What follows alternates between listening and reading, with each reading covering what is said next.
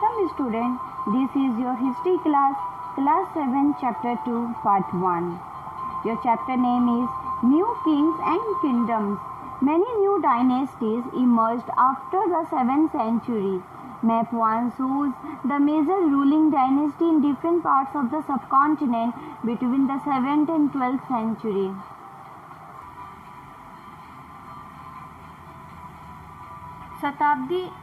सातवीं शताब्दी के बाद कई राजवंशों का उदय हुआ।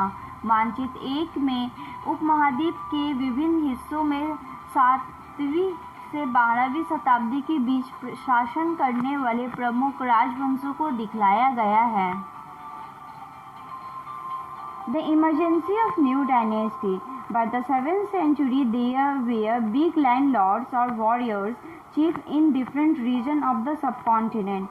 Existing kings often acknowledged them as their subordinates or samantas. They were expected to bring gifts for their kings or overlords, be present at their courts, and provide them with military support. As samantas gained power and wealth, they declared themselves to be Mahasamanta, Mahamandaleshwara, the great lord of a circle or region, and so on. Sometimes they assert their independence from their overlords. नई राजवंशों का उदय।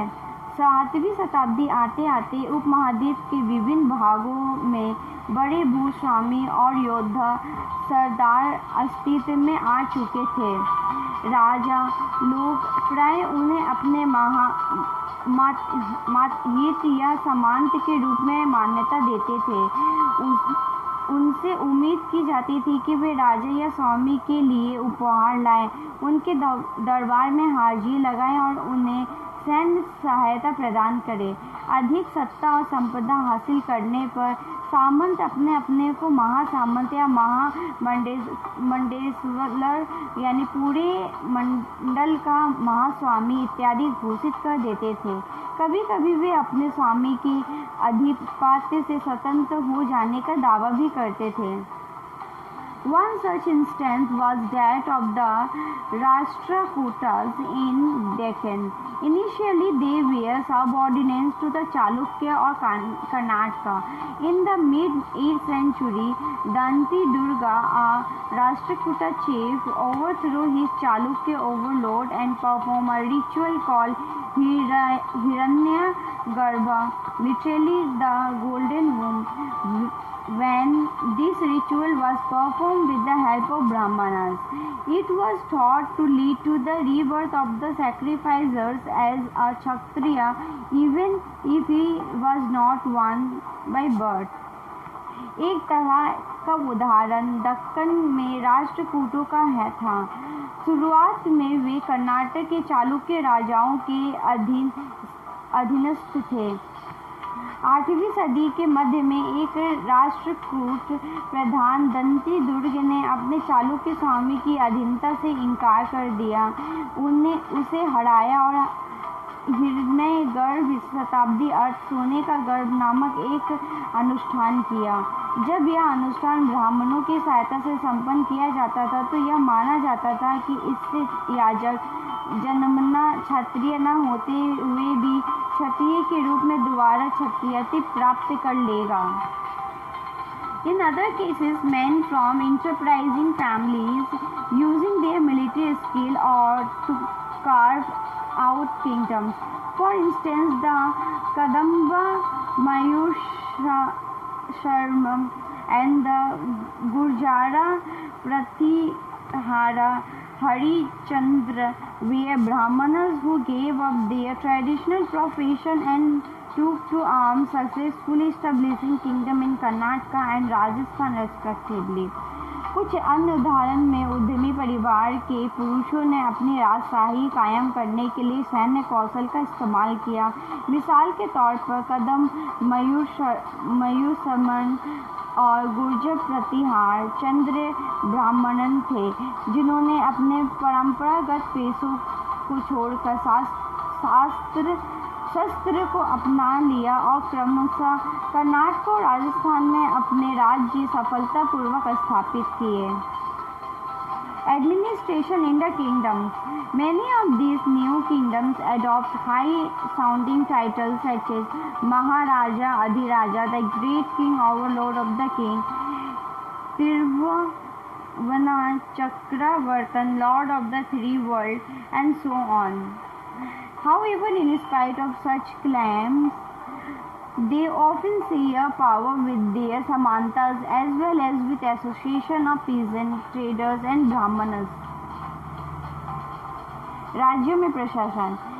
इन नए राजाओं में से कई इकाइयों ने महाराजा, अधिराजा, राजाओं के राजा, त्रिभुवन, चक्रवर्तन, तीन भुवनों का स्वामी और इसी तरह की अन्य भारी भरकम उपाधियां धारण की, लेकिन इस तरह के दावों के बावजूद वे अपने सामंतों और साथ ही साथ किसान, व्यापारी, ब्राह्मण के संगठन के साथ अपनी सत्ता की साझेदारी करते थे। In each of these states, resources were obtained from the producers, that is, peasants, cattle keepers, artisans, who were often persuaded or compelled to surrender part of what they produced. Sometimes these were claimed at rent due to a lord who asserted that he owned the land. Revenue was also collected from traders. इन सभी राज्यों में उत्पादक अर्थात किसान, पशुपालक, कारीगर से संसाधन इकट्ठे किए जाते थे। इनको अक्सर अपने उत्पादों का हिस्सा त्यागने के लिए मनाया या बाध्य किया जाता था। कभी कभी इस हिस्से को लगान मानकर वसूला जाता था, क्योंकि प्राप्त करने वाला भूस्वामी होने का दावा करता था। राजस्व व्यापारियों से भी लिया जाता था। These resources were used to finance the king's establishment as well as for the construction of temples and forts. They were also used to fight wars, which were in turn expected to lead to the acquisition of wealth in the form of plunder and access to land as well as trade routes. The functionaries for collecting revenues were generally recruited from intellectual families, and positions were often hereditary. This was true about the army as well. In many cases, those relatives of king held this position. ये संसाधन राजा की व्यवस्था का वित्तीय आधार बनते थे, साथ ही मंदिरों और दुर्गों के निर्माण में भी इस्तेमाल किए होते थे।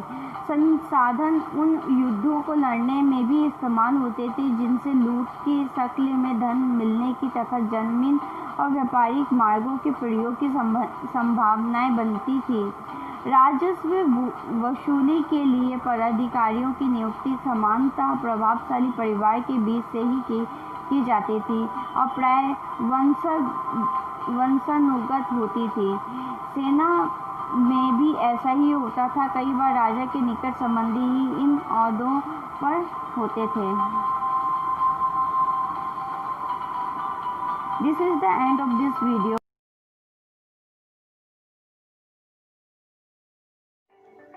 If you have any doubt, please let us know.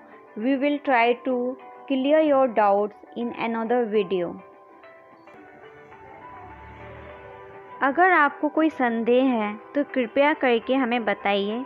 हम अगले वीडियो में आपके संदेह को दूर करने का प्रयास करेंगे।